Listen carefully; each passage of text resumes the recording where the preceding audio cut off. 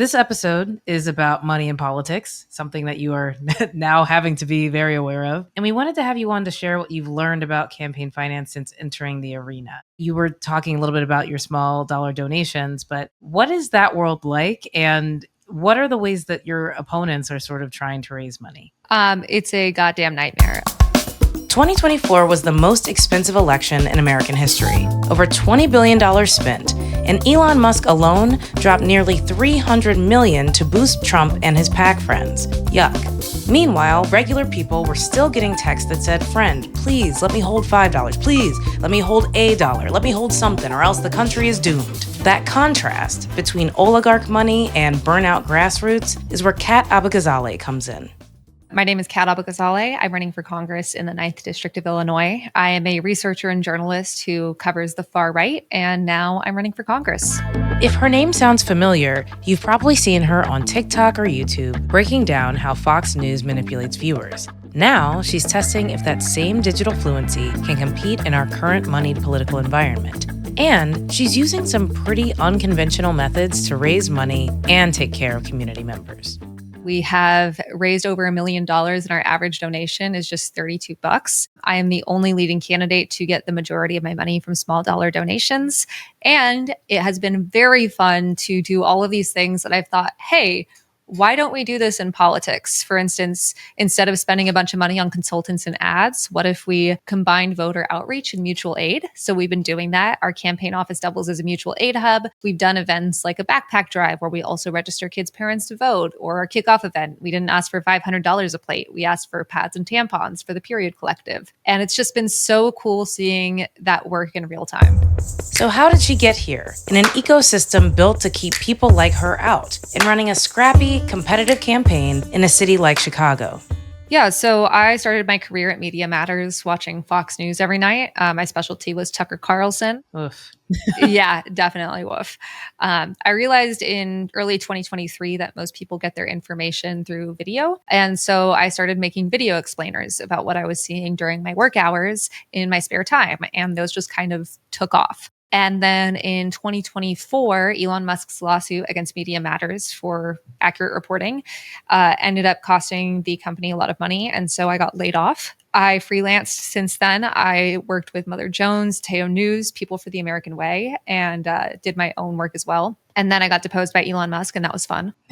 But through all of this, I and my colleagues have just been begging Democrats to understand that the old playbook is long gone and the threat of the right is real. Like, we told them about January 6th before it happened. We told them it would be that bad. We told them about COVID misinformation, about the big lie, about the threat of DEI narratives, all of this, and they just haven't listened. And so I got sick of waiting around for someone to do something. After Trump won, I might have naively thought, well, someone's got to do something, right? Someone's going to put up an actual resistance, and they didn't. And it was maddening seeing Elon Musk tear our government apart, especially as I and my colleagues have been used as a dry run for what he has been doing to the federal government. And so eventually I just said, fuck it, I'll run.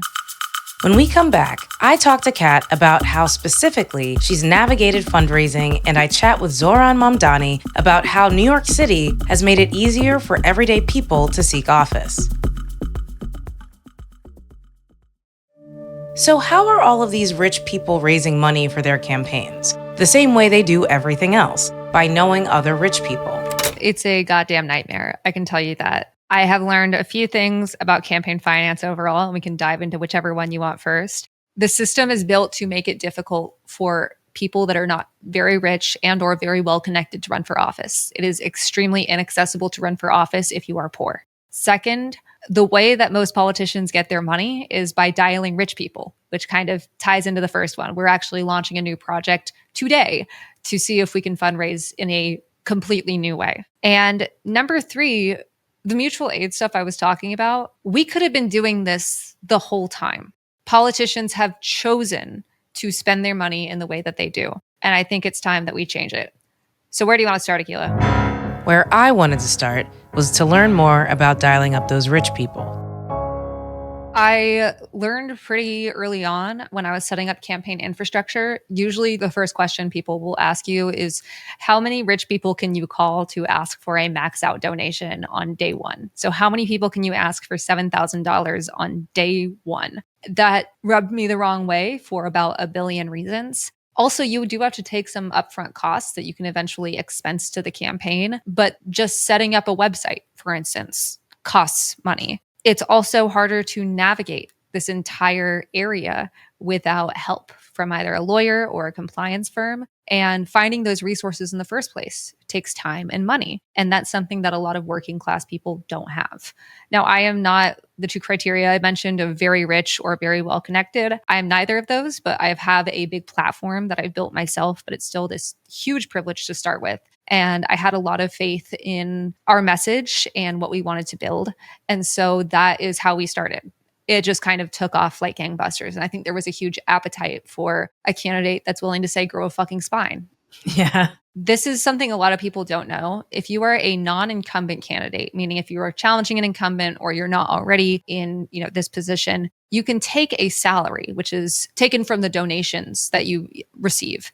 That is calculated by half of your average income over the last 5 years. So if you've been making $200,000 for the last 5 years, then you've got a nice cushion. You got $100K, so you can keep campaigning, because it's really hard to campaign with a full-time job. So you can do all that. If you are a dad to a family of 4 and you've been making $32K, which is the national poverty line for a family of 4, that is cut to $16,000. Yeah, who can take that? Exactly. You can't have your family's income like that for nothing. I have been freelancing. I've never earned over 6 figures. My job is inherently a conflict of interest. So I've had essentially zero income since starting this. I have just depleted my savings. I'm going into some debt and relying on my partner more than I would expect. And I'm just so grateful to have such a supportive partner. But a lot of people wouldn't be in this position. And even with all of the campaign donations we get, and we're so grateful and that we're able to push forward, it is still so fucking hard trying to balance rent and healthcare and all of this stuff together. And that's what these rich donors want, right? Because if they can push the 99% to the margins of the political process and crush their ability to run for anything, they're more likely to get what they want, which is tax breaks and permission to stop giving working class any benefits that might cost them those sweet, sweet yachts. So for those keeping track at home, being a person with any kind of modest income going into an election year makes it pretty damn difficult to stay afloat as a candidate in a race. But I was curious about what all goes into campaign finance, because obviously the money comes in. But what do campaigns spend on most? A lot of campaign finance is inherently parasitic, and it relies on consultants getting as much money as they possibly can get from any given campaign. And that's what it comes down to. That's why politicians use their money in the same ways that might have worked for this or that election, but are clearly not working anymore. But I think what it really comes down to is just this idea that if you throw enough money at something, especially if you're listening to the same people who maybe haven't won an election in a decade or two. Right. But if you throw enough money and you listen to these guys that have been getting 6-figure paychecks for every campaign they work on, then it's got to work sometime, right? The real answer is progressive populism.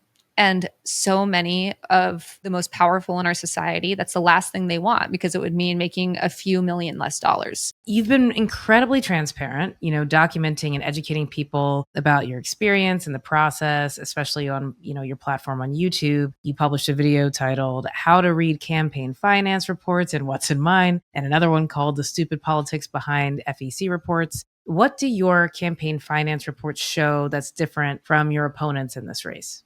It's actually what my campaign finance reports don't show. I don't have a lot of my individual donations on there, because the donations that are reported on an FEC report are the ones over $200. The vast majority of my donations are under that threshold, because people are donating $5 there, $8 there, $32 or $100 there. What you'll see on a lot of candidates and even my opponents' reports are most of their donations. And you can see exactly who is supporting a candidate with the most amount of money. Additionally, you can see expenditures. And one of the things I said when I launched this campaign is like, no grifty consultants. And then someone looked at our reports and they were like, it says consulting right there. And it's the people that send out our emails and texts, which bring us back money. And their cut is essentially part of the way they're paid is part of the money that they raise. And so like there are some different things that you'll see in every single report. For ours, you will see a focus on paying our staff a living wage, which is very hard in politics. We have a minimum wage of $25 an hour because that's what I think the minimum wage nationally should be. So you'll see a lot of our money paid towards staff. You'll also see our money paid towards outreach. And in terms of our donations, a lot of our itemized ones, the ones over 200, are people donating multiple times. So it goes over 200, which is just kind of fun to see. I guess the other thing that we're curious about is like what you learned about the stupid politics behind FEC reports. You mentioned that these are the main reason why we get these frantic texts and emails from prominent politicians all the time, the ones that we try to block, but somehow there's just a new one every day. Akilah, if you don't give me $5 right now, I'll die. You're like, I need it. I need it, please. I need it now. Yeah, I mean, why are they spending money in that way? Is that sort of going back to what you're saying about the consultants, where it's like they just have so many that they have to be sending these out? Or, what is the sort of end game? Because I know they're not getting any more from me after the first bit. Yeah, so this is going to make you go insane. It's like this almost incestuous idea of after a quarter, which is when the FEC reports, that's what the whole deadline is, each quarter of the year. How much you make in X quarter is how a lot of the most powerful people in politics decide whether your campaign is viable. If you got this many donations versus that many donations. In fact, some people have criticized my campaign because they're like, okay, well, you raised a lot of money, but there aren't enough max out checks, which means $7,000 donations. Obviously, that is an indicator of how much a campaign can spend and is a factor in success, but it's not the only factor. Yet campaigns will put off paying people till after the quarter, so that way they can have as much money, as much cash on hand as possible, even though it's like it's all fake. This is like weird inside baseball shit that most people don't know or care about. And so you will see, like, especially in the first quarter that a campaign launches, you'll see that they have like no expenses, and it's really confusing as to how. Now, our first week, I actually got in a fight with my campaign manager over this because I wanted to launch on March 24th. It was just a gut feeling, and that was a week before the end of the quarter. And he was saying, I get that, but also we'll only have 8 days to fundraise. And then people will think our campaign isn't viable. If you launched on April 1st or whatever that Monday was, then you'd have blah, blah, blah.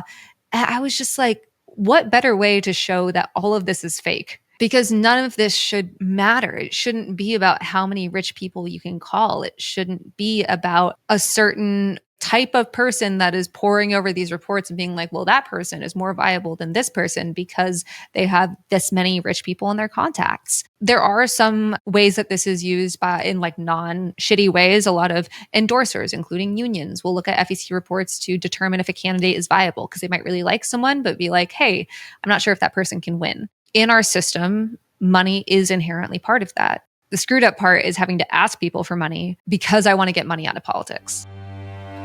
I wanted to get another perspective on all of this from someone who has garnered a lot of attention in this current campaign cycle.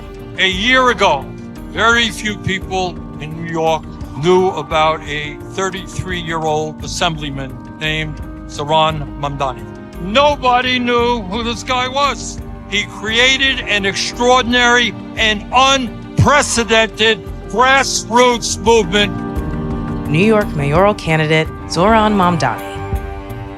I caught up with Mamdani at his rally with AOC and Bernie Sanders, and I wanted to ask about what he's learned about campaign finance since entering the New York City mayoral race. I think first and foremost in New York City, we have a campaign finance system that's public matching 8-to-1 for donations for more than $10 from New York City residents. That was transformative for our ability to build this campaign because it meant that I could call New Yorkers and ask them for $25, $50. I could call them for $250 and know that it would be multiplied.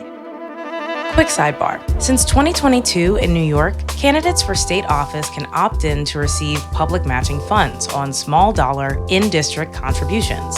There's a whole lot more math, but the purpose of this new campaign finance law is to engage more average voters rather than big billionaire donors, which is a good thing. Wait, did I identify something that's better? That changes so much of how you spend your time, who you have to spend your time with, and who you then are accountable to in the campaign that you build. Yeah. But even if you're anywhere in the United States and you don't have a public matching system, I would still say that the power of creating a large-scale grassroots movement is one that can start to actually go toe-to-toe with the typical billionaire-funded corrupt politics that we have in this country. And I think it's really been a joy to see how many people see themselves in this campaign. The contributions from, as little as $1, it just shows that everyone sees themselves in this politics. It's time to have that be the case for anyone across the country. We are living in a world where power is being consolidated by the most wealthy and the most powerful, and they are getting wealthier and more powerful by the day. If we continue on this path, we're going to get to a point where anyone wanting to run for office will have to cater to an oligarch in one way or another. And I just don't think that should be the future we fight for. So I ask again, how is it better to live under this Citizens United Supreme Court decision, where the rich have a much easier time than ever in our country's history of bending policy to their will by the power of their purse? It's obviously not. But Zohran is right. There's a path forward in the way that cities like New York's laws and campaigns like Kat's, where she treats donors like neighbors and not ATMs, work.